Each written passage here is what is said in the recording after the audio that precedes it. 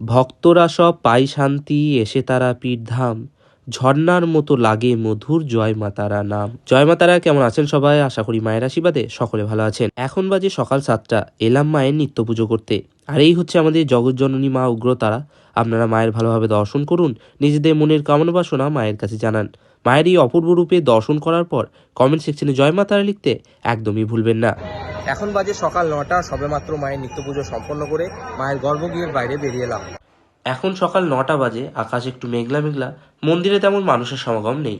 মন্দির প্রাঙ্গণে এখন বিভিন্ন রকমের উন্নতিমূলক কাজ করা হচ্ছে, তার মধ্যেই জীবিত কুণ্ড মায়ের পুকুরটিকে পুনর্নির্মাণ করা হচ্ছে। যেমনটা আমরা দেখতে পাচ্ছেন, কিছুটা জল রাখার পর বাকি জলটা পুকুরের অন্য জায়গায় স্থানান্তর করা হয়েছে এবং নতুনভাবে শুরু হবে পুকুর বাঁধাইয়ের কাজ।